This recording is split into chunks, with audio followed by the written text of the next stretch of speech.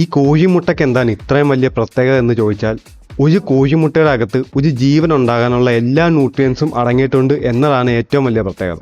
ചുരുക്കത്തിൽ പറഞ്ഞാൽ ഒരു കോഴിക്ക് വളരാനുള്ള എല്ലാ ന്യൂട്രിയൻസും ഉണ്ട് എന്നാണ് അർത്ഥം. നമ്മൾ ഈ കോഴിമുട്ട കഴിക്കുന്നതിലൂടെ ഈ എല്ലാ ന്യൂട്രിയൻസും നമുക്കും ലഭിക്കും എന്നതാണ് സത്യം. ഇനി ഈ മുട്ട കഴിക്കുമ്പോൾ കിട്ടുന്ന ഗുണങ്ങൾ എന്തൊക്കെയാണെന്ന് നമുക്ക് നോക്കാം. ഈ മുട്ട കഴിക്കുമ്പോൾ നമുക്ക് കുറേ ഗുണങ്ങളുണ്ട്, പറഞ്ഞാൽ തീരാത്ത ഗുണങ്ങളുണ്ട്. ഞാനിവിടെ പറയാൻ പോകുന്നത് ഫിറ്റ്നസ്സുമായിട്ട് ബന്ധപ്പെട്ടുള്ള ബെനിഫിറ്റ്സ് ആണ് പറയാൻ പോകുന്നത്. നമ്പർ 1 ബെനിഫിറ്റ് എന്ന് വെച്ചാൽ മുട്ടയിൽ ധാരാളം പ്രോട്ടീൻ അടങ്ങിയിട്ടുണ്ട്. പിന്നെ എസെൻഷ്യൽ ആയിട്ടുള്ള അമിനോ ആസിഡ്സും അടങ്ങിയിട്ടുണ്ട്.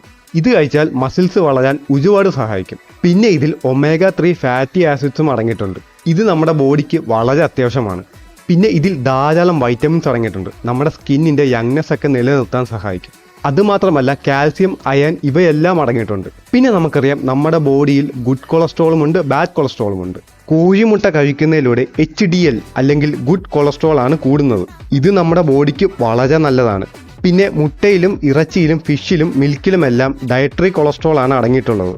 എല്ലാവർക്കും ഒരു വിചാരമുണ്ട്, നമ്മുടെ ബോഡിയിൽ ഡയറ്ററി കൊളസ്ട്രോൾ കൂടിയാൽ അത് ബ്ലഡ് കൊളസ്ട്രോളിനെ കൂട്ടുമെന്ന്. പക്ഷേ നിരവധി പഠനങ്ങൾ തെളിയിച്ചിട്ടുണ്ട് ബ്ലഡ് കൊളസ്ട്രോൾ ലെവൽസും ഡയറ്ററി കൊളസ്ട്രോൾ ലെവൽസും തമ്മിൽ യാതൊരു ബന്ധവുമില്ലെന്ന്. ഇവ തമ്മിൽ ഒരു ബന്ധവുമില്ല.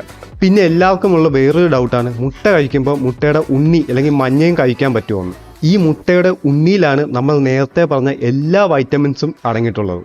ഒരു മുട്ടയുടെ ഉണ്ണിയിൽ 2.7 ഗ്രാം പ്രോട്ടീൻ ഉണ്ട്.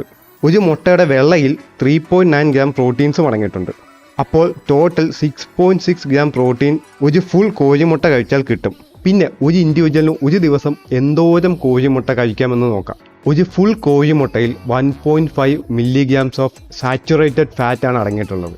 എക്സസൈസ് ചെയ്യുന്ന ഒരു ഇൻഡിവിജ്വലിന് ഡെയിലി കഴിക്കാൻ പറ്റുന്ന സാച്ചുറേറ്റഡ് ഫാറ്റ് അളവെന്ന് വെച്ചാൽ 300 മുതൽ 350 മില്ലിഗ്രാം വരെയാണ്.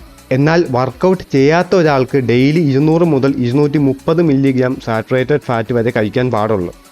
നിങ്ങൾക്ക് ഡയബറ്റീസ് ഉണ്ടെങ്കിൽ അല്ലെങ്കിൽ മറ്റ് രോഗങ്ങളുണ്ടെങ്കിൽ 200 മില്ലിഗ്രാമിൽ കൂടാൻ പാടില്ല സാച്ചുറേറ്റഡ് ഫാറ്റ് ഡെയിലി ഇൻടേക്ക്.